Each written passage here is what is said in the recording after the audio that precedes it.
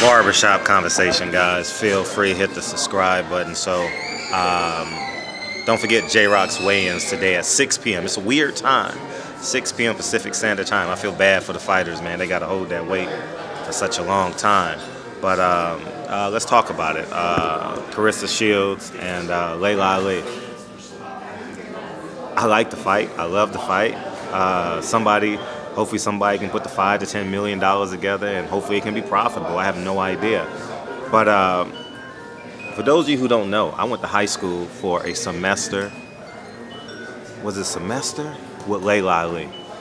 And the one thing I can remember about her, I didn't spend much time with her outside of school, but we had 6 periods together. Me, her, and Rashid Hazard, who was Walt Hazard's son. So you see the connection between Walt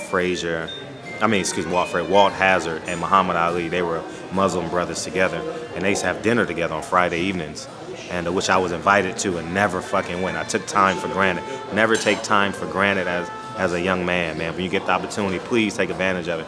I could have known Muhammad Ali like the back of my hand. Every Friday I could have went to dinner with Muhammad Ali and Walt Hazard. And Walt Hazard, for that matter, was a great man. He was UCLA's John Wooden's first recruit from the East Coast. If you guys don't know the story, feel free to Google that. And but I remember her being athletically inclined, and I remember hanging out with her like a nigga. Like and when you look at her fight, she fought like that too. She was very aggressive. She tried to seek and destroy fighters. And she's 42 like me. Father Time may have caught up with her. I don't know. Inactivity may have caught up with her. But that's the one edge I would give Laila Ali over Claressa Shields, because when she fought Christina Hammer, Claressa Shields should have stopped her. With all pun intended, she should have stopped her and destroyed her, but she didn't. And I think the dog is more on Laila Ali.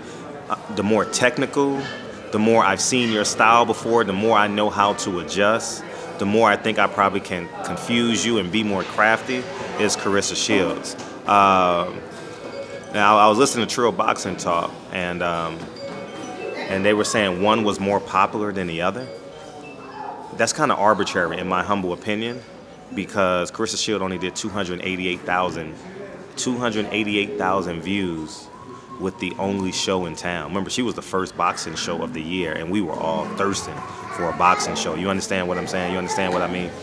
So when I say that, I think that they're pretty much equal, because if Laila Ali had not responded to Claressa Shields, I would not be doing this video today.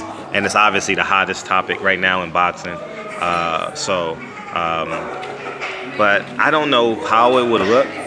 I honestly would want to see Laila Ali in the gym, and I don't know how much weight she has to lose either. And but it would be Laila Ali, I'm gonna keep it real. Laila Ali is one of the more beautiful women you've probably ever seen. Like, if you're into like chocolate, full-figured, athletic body type, Laila Ali is one of the better-looking women you'll ever see in your life, for real, for real. And it'll be a good fight, you know. Would I want to see it? I don't know how much weight Laila Ali has to lose, so and I don't know how far removed it is emotionally from the sport of boxing, but I'm pretty sure $5 million would inspire her. So Claressa Shields got to keep on doing her job and try and bring her out. Media, try and bring Laila Ali out of retirement. Try and convince a promoter or a network to pick up the deal. You understand what I'm saying? It will be a huge fight. And here's the more beautiful thing about that is Claressa Shields accidentally created an opponent. You know what I mean? She got lightning in the bottle. You got to find a way to take advantage of this, whether it's through merchandising, whether it's through an actual fight, or whether it's through branding your name to get down, branding your name so your movie can be a bigger movie, as opposed to a regional movie like the Northeast, you know what I mean, Midwest, because I know you have a documentary or a biopic coming out about yourself. So you gotta optimize that, you know. And if the fight can't happen, You got to find a way to have some duality with Laila Ali and bridge that gap. If you're not going to fight, try and bridge that gap. You know what I mean? So all parties can be successful and help build a brand, because she's selling seasoned salt and you're selling a brand, a new brand. You know, and she has and what young people don't respect is brand establishment. You understand what I'm saying? They think they have to reinvent the wheel. No, you just got to do it better than the first person did. You just got to turn that wheel faster. You understand what I'm saying? And I think Claressa Shields can do that. I think Claressa Shields, as I will always say, she's one of the few fighters I think can win a Nobel Peace Prize. So anyways, man, barbershop conversation. I'll come back and revisit this. Don't forget, JROC's weigh-in is today at 6 o'clock. Don't forget, it's a weird time on the East Coast. It's rather late. Everybody's hungry. So we'll see. So anyways, man, barbershop conversations, man. You guys feel free to hit the subscribe button, and I'll talk to you guys soon. Peace.